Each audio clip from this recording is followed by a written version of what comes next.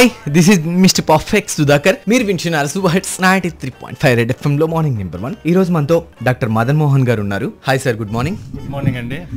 Sir, ఈ రోజు తలసేసారి వచ్చాయి. సార్, ఈ తలసీమియా వ్యాధి అంటే ఏంటి?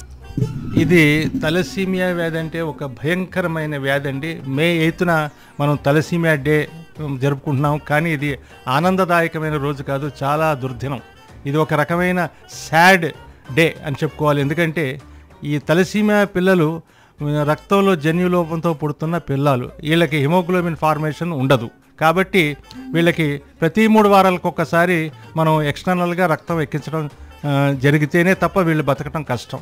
అందుకోసం ఈ పిల్లల జీవితకాలం కూడా ప్రస్తుతం 30 నుంచి 40 సంవత్సరాల దాకా ఉంది. ఇంతకుముందు అయితే కేవలం 20 నుంచి 30 సంవత్సరాలే ఉండేది. కొంచెం వైజ్ఞానికంగా మనకు ఎదుగుదల, కొంచెం కొత్త ఇవన్నీ కనిపెట్టడం వలన ఇది కొంచెం వాళ్ళ లైఫ్ టైం కూడా పెరిగిందండి. ఇది ముఖ్యంగా అంటే హిమోగ్లోబిన్లో జన్యు లోపంతో పుడుతున్న చిన్నారులు, తలసీమియా చిన్నారులు. అంటే చిన్నపిల్లలకు మాత్రమే వస్తుంది. అది మొదలయ్యేది చిన్నపిల్లల నుంచి పెద్దవాళ్ళు అయ్యేదాకా ఉంటూనే ఉంటుంది. అది మొదలవటం మాత్రం 6 నెలల నుంచి మొదలు పెడుతుంది, మనకు ఐడెంటిఫై అవుతుంది. ఇక అప్పటి నుంచి వాళ్ళు 20 సంవత్సరాలు 30 సంవత్సరాలు ఎన్నాళ్ళు బతికితే అన్నాళ్ళు వాళ్ళతోటే ఉంటుంది. అది సో ప్రతి 3 వారాలకు ఒకసారి ఖచ్చితంగా ఎక్కించాలి. సార్, ఈ తలసీమియా వ్యాధిలో ఏమైనా రకాలు ఉన్నాయి? యాక్చువల్గా చెప్పాలంటే తలసీమియా 2 రకాలండి. ఒకటేమో తలసీమియా మైనర్, రెండోదేమో తలసీమియా మేజర్. ఇక్కడ మైనరు మేజరు మనం వ్యాధికి ఇచ్చిన నామకరణమే కానీ ఏజ్తో సంబంధం లేదండి. ఒక లెటర్స్ టేక్ ఎన్ ఎగ్జాంపుల్. ఒక అతని పేరు చిన్నప్పుడు బుజ్జి అని ఉంటుంది. అతను 60 సంవత్సరాలు వచ్చినా మనం బుజ్జి అని పిలుస్తాం, అంతేగాని వేరేగా పిలవం. కాబట్టి ఇది కూడా తలసీమియా మైనర్ అనేది, తలసీమియా మేజర్ అనేది ఈ వ్యాధికి మనం ఇచ్చిన నేమ్స్ మాత్రమే, అంతేగాని ఇది ఏజ్తో సంబంధం లేదు. అంటే మైనర్కి మేజర్కి డిఫరెన్సెస్? మైనర్ అంటే దీన్ని చెప్పుకోవాలంటే వీళ్ళు మైనర్స్ ఏంటంటే వాహకులు, అంటే దే ఆర్ క్యారియర్స్. సో మైనర్స్కి ఎటువంటి జబ్బు లక్షణాలు ఉండవు, అందులో వాళ్ళు ఐడెంటిఫై అవ్వరు. అలాగే మైనర్స్ జీవితకాలం కూడా వేరే హెల్తీ పర్సన్ 100 సంవత్సరాలు బతికితే ఇతను కూడా 100 సంవత్సరాలు బతికే అవకాశం ఉంది. కాబట్టి వీళ్ళే చాప కింద నీరులాగా మనకి ఏమీ తెలవకుండా ఈ తలసీమియా మేజర్ని మనకు అందిస్తున్నారు. అందువల్ల తలసీమియా మైనర్సే చాలా డేంజరస్ అన్నమాట. వాళ్ళని మనం ఐడెంటిఫై చేయాలి. సార్, ఈ తలసీమియా వ్యాధి ఎలా వస్తుంది, అసలు ఎందుకు వస్తుంది? ఇది నిజంగా చెప్పాలంటే పిల్లలేమో ఈ తలసీమియా వ్యాధి బాధిన పడే పిల్లలకి జన్మనిచ్చిన తల్లిదండ్రులే ఈ వ్యాధి కారకులని తెలిస్తే మనం చాలా బాధపడవలసిన పరిస్థితి. ఎందుకంటే 2 తలసీమియా మైనర్లు పెళ్లి చేసుకుంటే, అంటే యాక్చువల్గా ఇక్కడ చెప్పుకోవాల్సింది ఏంటంటే ఈ ప్రతి తలసీమియా మైనర్ బ్లడ్ లోపల ఒక డిఫెక్టివ్ జీన్ ఉంటుంది. అలాగే వాళ్ళ 2 పేరెంట్స్ తలసీమియా మైనర్ అయితే ఒక డిఫెక్టివ్ జీన్ ఫాదర్లో ఉంటుంది, ఒక డిఫెక్టివ్ జీన్ మదర్లో ఉంటుంది. ఈ 2 డిఫెక్టివ్ జీన్స్ ఆ ఎంబ్రియోకి వెళ్ళినప్పుడు తలసీమియా మేజర్ పుట్టడం జరుగుతుంది. ఇక్కడ మనం ఒక ఎగ్జాంపుల్ ఏంటంటే 2 భార్యాభర్తలు ఉన్నారనుకుందాం, వాళ్ళకి 4 పిల్లలు పుడితే దాంట్లో 25% హెల్దీ, 50% తలసీమియా మైనర్, ఒక అతను మాత్రం తలసీమియా మేజర్. ఇది మనకి స్టాటిస్టిక్స్. అలాగని ఇలా మనకు ఒక్కడే తలసీమియా మేజర్ పుడతాడని వాళ్ళు కంటిన్యూస్గా 4 పిల్లల్ని ఎటువంటి వైద్యుల పర్యవేక్షణ లేక పుట్టించడం, అంటే వాళ్ళు పుట్టడానికి అలాగే వదిలేస్తే ఆ 4 తలసీమియా మేజర్ అయ్యే అవకాశం కూడా ఉంది. కాబట్టి గణాంకాలు ఎప్పుడూ మనం గట్టిగా విశ్వసించలేము, ఒక్కోసారి ఇవి రివర్స్ కూడా కావచ్చు. సో ఏదేమైనా పెళ్లికి ముందు ఈ తలసీమియా టెస్ట్ కూడా చేయించుకుంటే చాలా మంచిది. ఎందుకంటే ఇప్పుడు 2 వధూవరులు పెళ్లికి ముందు వాళ్ళ యొక్క బ్లడ్ టెస్ట్ చేయించుకున్నారనుకోండి, తలసీమియా మైనర్, 2లో ఒకళ్ళు తలసీమియా మైనర్ అని తేలిందనుకోండి, ఒకళ్ళు నార్మల్ అనుకోండి, they can go head with the marriage. లేదు 2 మైనర్ అనుకోండి, they have to avoid one person, అంటే ఇంకోళ్ళని సెలెక్ట్ చేసుకోండి. లేదు మేము ఎలాగైనా పెళ్లి చేసుకోవాలి తప్పదు అనుకున్నారనుకోండి, let them go for the marriage. పెళ్లి చేసుకున్న తర్వాత 3 వారాలు ప్రెగ్నెన్సీలో ఉండగానే, ఆ 12 వారాల లోపు ప్రెగ్నెన్సీ వచ్చిన తర్వాత 12 వారాల లోపల ఆ ఎంబ్రియానిక్ టెస్ట్ ఉంటుంది. ఆ టెస్ట్ చేయించుకొని బిడ్డ లోపల జన్యువులన్నీ సక్రమంగా ఉన్నట్టయితే they go head for a delivery. Otherwise they go for medical termination of pregnancy. So long they are conceiving, so long they have to continue this process.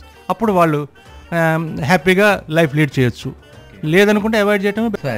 యాక్చువల్గా అసలు దీని గురించి అవేర్నెస్ లేకపోవడం వల్ల చాలా మంది తలసీమియా వ్యాధి బారిన పడి పిల్లలు పుట్టి చాలా ప్రాబ్లమ్స్ ఫేస్ చేస్తారు. అవునండి, ఎందుకంటే మనం సిటీ లోపల ఇప్పటికీ, అంటే నేను 2008 నుంచి నేను తలసీమియా గురించి ఒక 100 లెక్చర్స్ ఇచ్చుంటాను కాలేజెస్ లోపల. ఇప్పటికీ చాలామంది తలసీమియా గురించి తెలవదని అంటున్నారు. కానీ ఇది మన సిటీ వరకు చూస్తే మరి విలేజెస్ లోపల ఎంతమంది పిల్లలు తలసీమియా వ్యాధితో బాధపడుతున్నారు, వాళ్ళు ఏదో జబ్బు కింద చనిపోతున్నారు, వాళ్ళు ఐడెంటిఫై అవ్వట్లేదు. మరి వాళ్ళ పరిస్థితి ఏంటి? సార్, ఈ తలసీమియా వ్యాధి లక్షణాలు ఏంటి? యాక్చువల్గా ఈ తలసీమియా వ్యాధి వచ్చిన తర్వాత ఇది ఐడెంటిఫై చేయటం మామూలుగా అయితే చాలా కష్టం అండి. దీని మీద అవగాహన ఉన్న వాళ్ళైతే కరెక్ట్గా ఐడెంటిఫై చేస్తారు. మామూలుగా ఇదేంటంటే ఆ కుర్రవాడికి ఆయాసం వచ్చినట్టు, విరోచనాలు అవ్వటము, లేకపోతే ఇంకేదో లక్షణాలతోటి బ్రెత్లెస్నెస్ ఇట్లాంటివి ఉంటుంటాయి. ఇవన్నిటిని చూసి వాళ్ళు దానికి ట్రీట్మెంట్ ఇస్తూ పోతుంటారు, కానీ there won't be any recovery. పిల్లవాడికి ఈ లక్షణాలు పెరిగిపోతూనే ఉంటాయి, కానీ ఎటువంటి అతనికి రికవరీ రాదు, ఎటువంటి రిలీఫ్ రాదు. అప్పుడు ఇక ఫైనల్గా పిల్లవాడు ఏమవుతాడంటే రెసిస్టెన్స్ కూడా క్షీణిస్తుంది, కాబట్టి అతను చనిపోవడం జరుగుతుంది. ముఖ్యంగా ఈ తలసీమియా మేజర్ పిల్లలు ఏంటంటే గ్రోత్ ఉండదండి, stunted growth.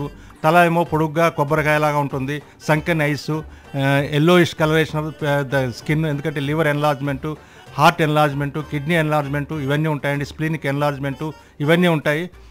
Death is imminent, ఎందుకంటే వాళ్ళు సరి అయిన మందులు అవి తీసుకొని పీరియాడికల్గా రక్తం ఎక్కించుకుంటూ ఉంటే దే కెన్ సర్వైవ్. సార్, మన కృష్ణా జిల్లాలో ఈ తలసీమియా వ్యాధిగ్రస్తులు ఎంతమంది ఉన్నారు?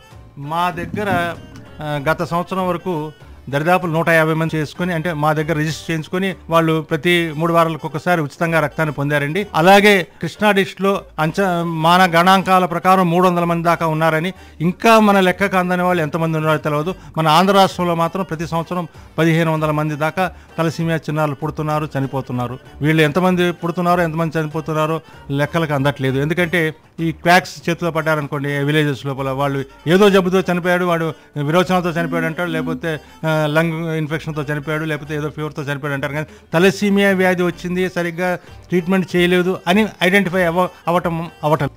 సార్, ఈ తలసీమియా వ్యాధి వస్తే నెలకి ఎంత ఖర్చు అవుతుంది సార్ చిన్నపిల్లలకి? యాక్చువల్గా చెప్పాలంటే అతనికి ప్రతి 3 వారాలకు రక్తం ఎక్కించాలండి. మనం రక్తం ఉచితంగా ఇచ్చిన రక్తం ఎక్కించడానికి ఎక్కడైనా నర్సింగ్ హోమ్కి వెళ్ళాలి వాళ్ళు. అక్కడ రూమ్ రెంటు, ట్రాన్స్ఫ్యూజన్కి డబ్బులు కట్టాల్సి వస్తుంది. రెండోది ఏంటంటే పదే రక్తం ఎక్కించుకోవటం వల్ల రక్తం లోపల ఐరన్ ఓవర్లోడ్ అవుతుందండి. ఈ ఐరన్ ఓవర్లోడ్ని మనం తొలగించుకోకపోతే లివర్ ఎన్లార్జ్మెంటు, హార్ట్ ఎన్లార్జ్మెంటు, స్ప్లీన్ ఎన్లార్జ్మెంట్ ఇవన్నీ ఉంటాయండి. దీనికోసం చీలేటింగ్ ఏజెంట్స్ అని ఉంటాయి. ఈ మెడిసిన్స్ ఇవ్వాలి. కనీసం నెలకి సుమారు 10,000 దాకా ఖర్చు అవుతుంది ఒక తల్లిదండ్రులకి. కానీ ఇది దురదృష్టకరమైన విషయం ఏంటంటే, నేను చూస్తున్న 90% of the people who are suffering with thalassemia, their parents came from very poor families అండి. వాళ్ళకి రెక్కాడితే డొక్కాడే పరిస్థితి లేని జీవులండి వాళ్ళు. వాళ్ళకి ఈ వ్యాధి కలిగిన పిల్లలు ఉంటున్నారు. అది మరి దురదృష్టకరమైన విషయం. సార్, అసలుకి ఇది రాకుండా ఎలాంటి జాగ్రత్తలు తీసుకోవాలంటారు? చాలా జాగ్రత్తలు ఉన్నాయి, చేయొచ్చు. కానీ మన వాళ్ళ ఏంటంటే అలసత్వం ఎక్కువ, వచ్చిన తర్వాత చూసుకుందాంలే అనే ఇది. ఇప్పుడు తలసీమియా వాళ్ళు ఇంతమంది ఉన్నారు, వాళ్ళు వచ్చి రక్తం ఎక్కించుకుంటాం, మనం చూస్తాం ఏమైంది బాబు, ఏంటి పిల్లవాడికి ఏమైంది, ఒక హాస్పిటల్లో ఉంటాం, మన పక్కనే ఉండవచ్చు. అప్పుడు మనకి అవకాశం ఉండి మన ఎందుకోసం అక్కడికి వెళ్తాం, అక్కడ అతను ఏం తీసుకుంటాడని మనం అడుగుతాం క్యూరియాసిటీతో, అంతే, అంతవరకే వదిలేస్తున్నాం. కానీ తలసీమియా వ్యాధి ఏంటి, రక్తం ఎక్కించుకోవటం ఏంటి, కనీసం ఇప్పుడు ఇటువంటి మనం అవగాహన సదస్సులో అయినా విని వాళ్ళకి తెలియకపోతే మాలాట వాళ్ళని అడిగితే మేము వాళ్ళకి చెప్తాం. ఇప్పుడు తలసీమియా వ్యాధి అనేది తలసీమియా మైనర్లు ఇద్దరు పెళ్లి చేసుకుంటే వస్తుందని మనం అనుకుంటున్నాం. మరి అనుకుంటున్నప్పుడు రక్త పరీక్ష చేయించుకోవడాలంటే సోషల్ స్టిగ్మా, ఏదో HIV టెస్టో ఏదో అన్నట్టు భయపడిపోతారు. కాదు, ఇది కేవలం మీ జీవితం సుఖంగా ఉండటం, మీ ఫ్యూచర్ ఆనందదాయకంగా ఉండటం కోసం చేసుకునే టెస్ట్ ఇది. కాబట్టి మీకు ఎటువంటి ప్రమాదం లేదు, ఎటువంటి అవహేళన రాదు సమాజంలో. మీ జీవితమే సుఖమయంగా ఉంటుంది. ఆ టెస్ట్ చేసుకుంటే 90% వీ కెన్ అవాయిడ్. ఇంకొకటి ఏంటంటే ఈ అవగాహన మనకు ముఖ్యం. ఎందుకంటే ఇప్పుడు కొంతమంది ఏంటంటే యువత ఏంటంటే లవ్ మ్యారేజ్లు అన్నీ ఉంటాయి. నేనేమొచ్చినా చేసుకుంటాను, ఏదైనా సరే నేను సముద్రంలో దూకేస్తాను, లేకపోతే ఇంకేదో చేసేస్తాను. కానీ నిజానికి ఇక్కడ ఏంటంటే పెళ్ళి అయ్యి పిల్లవాడు పుట్టిన తర్వాత అసలు కష్టాలు మొదలవుతాయి. ఎక్కే గడప దిగే గడప అన్నట్టు బ్లడ్ కోసం బ్లడ్ బ్యాంకుల చుట్టూ తిరగాలి. ఒకసారి దొరుకుతుంది, ఒకసారి రేర్ గ్రూప్ ఉంటుంది, దొరకవు. పిల్లవాడికి రక్తం ఇస్తే బతుకుతాడు, లేకపోతే చనిపోతాడు. అటు చూస్తే నీవు, ఇటు చూస్తే గొయ్యిలాగా వాళ్ళ పరిస్థితి ఏర్పడుతుంది. అటువంటి పరిస్థితిని మనమే స్వయంగా కొనుక్కున్నట్టు అవుతుంది. ఇది మనకు మనం పదే చెప్తున్నాం, టెస్ట్ చేయించుకోండి. పోనీ అట్లీస్ట్ మర్చిపోయారు, లేకపోతే తెలవలేదు, పెళ్ళి అయిపోయింది, పిల్లలు గర్భస్థ శిశువుగా ఉన్నప్పుడే 12 వారాలప్పుడు బ్లడ్ జీన్స్ టెస్ట్ చేయించుకొని అప్పుడైనా you can go for a termination of pregnancy or continuation of the pregnancy. ఇప్పుడు కూడా మీకు ఛాన్స్ ఉంది. ఇవన్నిటిని కూడా మనం వదులుకుంటున్నాం. మన దేశంలో చెప్పాలంటే 1 కోటి మంది తలసీమియా మైనర్లు ఉన్నారు. 1 కోటి మంది అంటే ప్రతి 10 మందిలో ఒకళ్ళు తలసీమియా మైనర్. అంటే మనకి తలసీమియా మైనర్లు మన చుట్టుముట్టుగా ఉన్నారు. కాబట్టి 2 తలసీమియా మైనర్లు పెళ్లి చేసుకోవడం పెద్ద విశేషమే కాదు. సార్ లాస్ట్ క్వశ్చన్ సార్, జనరల్గా మనకి ఏదైనా చిన్న యాక్సిడెంట్ అయినప్పుడు బ్లడ్ కావాలంటేనే కొంచెం టెన్షన్ పడతాము, ఎక్కడ దొరికిద్ది ఏంటి అనేది కొంచెం అంటే కష్టంగా అనిపిస్తుంది సిచ్యువేషన్. బట్ ఇలా 3 వారాలకు ఒకసారి బ్లడ్ అంటే వీళ్ళకి నిజంగా చాలా టఫ్ కదా. చాలా టఫ్ అండి. ఒక్క ముక్కలో చెప్పాలంటే ఈ తలసీమియా పిల్లల జీవితం ఎట్లా ఉంటుందంటే, ఒక అడుగు అమ్మ వడిలో ఒక అడుగు మృత్యు వడికి వడివడిగా సాగుతూ నిత్యం జీవన మరణ సమస్యతో కొట్టు మిట్టాడుతూ మృత్యువు కరవాలానికి బలి చివరకు మృత్యు శయ్యకు చేరువవుతున్న చిన్నారు ఈ తలసీమియా చిన్నారు. ప్రతి నిమిషం ఒక తలసీమియా చిన్నారి మీ రక్తం కోసం ఎదురు చూస్తుందన్న సంగతి రక్తదాతలు మరవకూడదు. ఎందుకంటే ఏ జబ్బైనా ఏ వ్యాధైనా దానికి కొంత పోస్ట్పోన్మెంట్ ఉంది, కానీ ఈరోజు తలసీమియా చిన్నారి వచ్చి రక్తం అడిగితే ఇవ్వకపోతే అతడు జీవించడం కష్టం. కాబట్టి రక్తదాతలు ఏంటంటే ఇది సమ్మరు ఇది వింటరు అని కాకుండా ఈ తలసీమియా చిన్నారులను దృష్టిలో పెట్టుకొని మీరు రక్తం దానం చేయాలి. ఒక ముక్కలో చెప్పాలంటే, మనకు ప్రాణం పోసిన భగవంతుడు ప్రాణాపాయ స్థితిలో ఉన్న మరొకరికి ప్రాణం పోసే అవకాశాన్ని మనకిచ్చాడు. ఇది మనలో ఎందరూ వాడుకుంటున్నాం. ఏ దానమైనా విజ్ఞానం డబ్బుతో ముడిపడి ఉన్నాయి, కానీ రక్తదానం మంచి మనసుతో ముడిపడి ఉన్నది. మీరంతా మంచి మనసు ఉన్న మనుషులు. మీ రక్తదానం ఈ తలసీమియా చిన్నారులకు జీవన సంజీవని అని మరవద్దు. 1 యూనిట్ రక్తం ఆ పిల్లవాడికి ఒక నెల జీవితాన్ని ఇస్తాన్న సత్యాన్ని మరవద్దు. అందుకోసం రక్తదాతలారా, మీ అందరూ సహృదయంతో అర్థం చేసుకొని మీరంతా వచ్చి మాకు మీ సహాయ సహకారాలు అందిస్తే మేము ఈ తలసీమియా చిన్నారులకు కొత్త జీవితాన్ని ప్రసాదిస్తామని మేము తెలియజేస్తున్నాం. తలసీమియా చిన్నారికి రక్తం అవసరం పడినప్పుడు రక్తం దొరకపోతే వారి బాధ వర్ణనాతీతం. అది వారికి జీవన్మరణ సమస్యే. అందుకే ఈ వ్యాధి ఎవరికీ రాకూడదనే నా ఆకాంక్ష. అలాగే ఈ తలసీమియా పిల్లలకు రక్తం కోసం నిరీక్షించవలసి రాకూడదనే నా కోరిక. అందుకే నేను ఈ కార్యక్రమం ద్వారా నా మొబైల్ నెంబర్ను తెలియజేస్తున్నాను. ఎవరికైనా తలసీమియా చిన్నారులకు రక్తం అందని పరిస్థితులలో నన్ను సంప్రదించిన, అలాగే మా blood bank new city blood bank ఇది డోర్నకల్ రోడ్లో ఉన్నది, ఇక్కడికి వచ్చిన ఈ తలసీమియా చిన్నారులకు ఉచితంగా ఇస్తామని తెలియజేస్తున్నాను. నా మొబైల్ నెంబర్ 9441902311. ఇంకొకసారి 9441902311. Thank you sir, thank you very much sir. ఈ తలసీమియా వ్యాధికి సంబంధించి మా లిజనర్స్కి మాకు ఉన్న డౌట్స్ అన్నింటినీ క్లియర్ చేశారు. థ్యాంక్ యూ అండి.